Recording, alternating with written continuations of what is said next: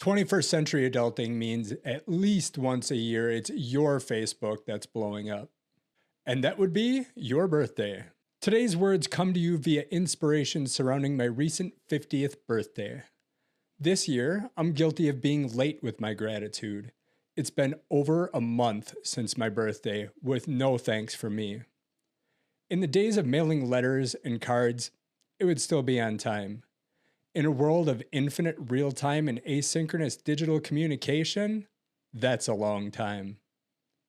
First, I want to thank everyone on and off of Facebook for wishing me a happy birthday. I've been working on a proper statement, which resulted in this. Suffice it to say, your wishes came true. I had a good morning with coworkers who took me out to lunch at Buffalo Wild Wings.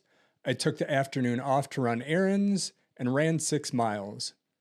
That would have been the highlight reel for the day were it not for my girlfriend, Tanya.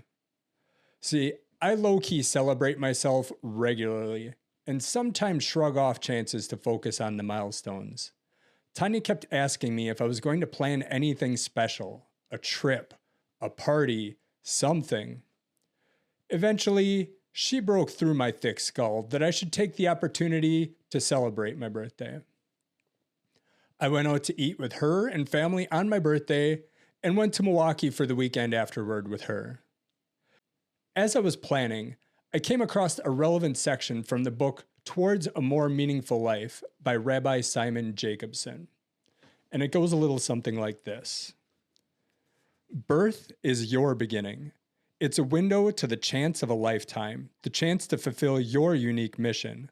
So a birthday is a momentous occasion to be commemorated just as a nation commemorates its birth or as an organization celebrates its founding. Still, it is much more than an occasion to receive gifts. It is a chance to remember the day that a major event occurred, to celebrate and give thanks, and to reflect upon how well we are fulfilling our calling. So here I'm hearing celebrate with reverence, not decadence. Birth is calling forth infinite possibilities of what you can do with your life, your time on this planet. See, I approach Father's Day in a similar way, which is why this passage spoke to me. For me, being a father was a blessing, something I wanted and worked for. Father's Day was the perfect opportunity to be grateful for the opportunity to take part in the miracle of creation and founding and shaping of new life. We continue reading. A birthday is a time to celebrate birth itself, the joy of life. It's also an occasion to rethink your life. How great is the disparity between what I have accomplished and what I can accomplish? Am I spending my time properly, or am I involved in things that distract me from my higher calling? How can I strengthen the thread that connects my outer life and inner life? A birthday can also teach us about the concept of rebirth.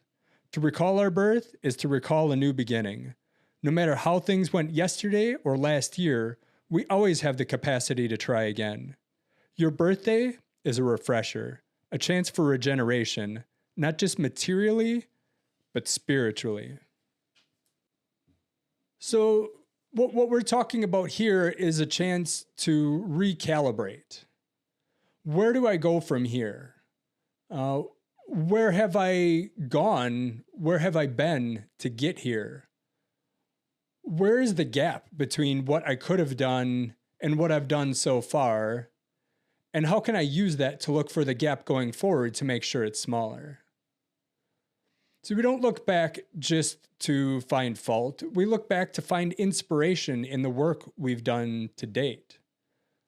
Although the opportunities left on the table are also inspiration. But the focus is really the endless possibilities available going forward, and to rededicate ourselves to those possibilities that we think are achievable and are worthy of our time and our presence on this earth. So as I was reflecting on my why to here, I thought about life in terms of quarters. Life expectancy is about 76 years. It's not exactly going in the right direction, but for me, I'm still lucky to be in good health. I take care of myself. I can reasonably expect to live to 100 years old. So, thinking about my life in quarters, the first quarter, my purpose was really just growing up and into adulthood, letting my body develop and learn about the world and programming my mind and figuring out enough to actually be dangerous enough to do something. When I think about my second quarter, say from 25 to 50 years old, I distinctly recall doing some life planning in my mid-20s. I had a decent job at the time. I really was looking back at this kind of concept of a gap. And I came through school pretty easily. I felt I was relatively smart. I had been given a lot of ability and talent. And I had a decent job, but it was a factory job. And I felt like there was some gap there. And I really wanted to figure out what I was going to do with my life so that I was living intentionally, and not just kind of living paycheck to paycheck and enjoying my time in any way that presented itself to me. And I distinctly recall feeling a lot of gratitude for what I was born with and the upbringing I had and the people around me, and believing I had really good parents and knowing that not everybody had that. So I knew I definitely wanted to have kids to put that back out into the world. So that was the foundation, that was the cornerstone of my purpose for this second quarter of my life. Lucky for me, I met someone within a year or two of setting that intention. We had 3 wonderful kids. I'm grateful for the chance to have kids and all the time that I had with them. And I can look back at the last 25 years knowing that I didn't do everything perfectly. But all in all, my kids turned out great, and I had a role in that. Part of that is because of the work that I put into them. And I'm very lucky to look back and see that I've fulfilled my purpose for my second quarter in my life. But now if I'm at the halftime of my life, 50 years old, and I'm looking at my purpose for the last 25 years, 2 of my children have graduated from high school and are out in the world and doing adulting of their own. And my third is just about done with his sophomore year. So in a few years, I'm looking at being an empty nester. So my purpose in life has got to change somewhat, because although my kids will still need my guidance, my love, my appreciation, my support, they need it a lot less than they did before. And that's not enough to be my entire purpose for the next quarter of my life. So what am I going to do? Again, I continue to look back at other opportunities I've had.